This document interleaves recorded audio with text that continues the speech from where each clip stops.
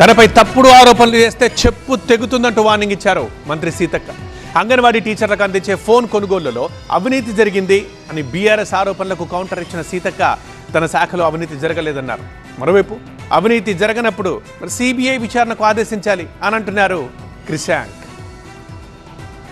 తెలంగాణలో అంగన్వాడీ టీచర్లకు అందించే సెల్ ఫోన్ల కొనుగోలులో అవినీతి జరిగిందని ఆరోపించింది బీఆర్ఎస్. కేంద్ర ప్రభుత్వ పథకం పోషణ్ అభియాన్ కింద అంగన్వాడీ టీచర్లకు 38,130 స్మార్ట్ ఫోన్ల కొనుగోలుకు 54.19 కోట్లతో టెండర్లు పిలిచారన్నారు బీఆర్ఎస్ నేత క్రిషాంక్. ఈ స్మార్ట్ ఫోన్ను 8,200 రూపాయలకు తాను కొన్నా అన్నారు క్రిషాంక్.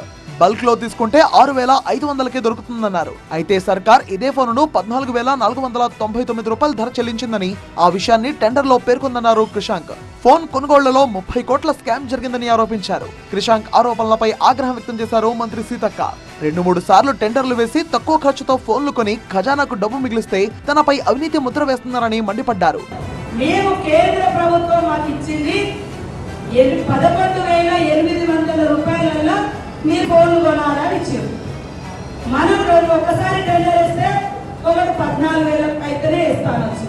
14,000 ఒక ఫోన్ మేము ఇయ్యం బాబు అని మళ్ళా టెండర్ చేసి మళ్ళా పిలిస్తే 11,650 రూపాయలు, అంటే 150 రూపాయలు కేంద్రం ఇచ్చినా కూడా మిగిల్చినాం. రిజెక్ట్ చేసిన టెండర్ ను చూపించి ప్రజలను క్రిషాంక్ తప్పుదోవ పట్టించారన్నారు సీతక్క. తనపై తప్పుడు ఆరోపణలు చేస్తే చెప్పు తెగుతుందన్నారు మంత్రి సీతక్క. మరి నేను ఇచ్చిన 11,650 అయితే 14,000 దొంగ లెక్క చెప్పి అవినీతి సీతక్క అని మాట్లాడతారు. చెప్పు తెగుద్ది తప్పుడు మాటలు మాట్లాడతారు.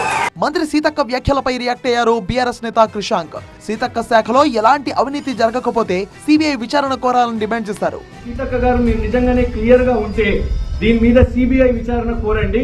సిబిఐ విచారణ తెలుస్తుంది. మేము కూడా ఈ కాంట్రాక్టు, ఈ రసీదులు, అసలైన ఖర్చు ఎంతనో, అసలైన ధర ఎంతనో, ఎంత ఖర్చు పెట్టిరో, ఎంత జేబులోకి పోయినాయో మొత్తం తేట తెల్లమైంది.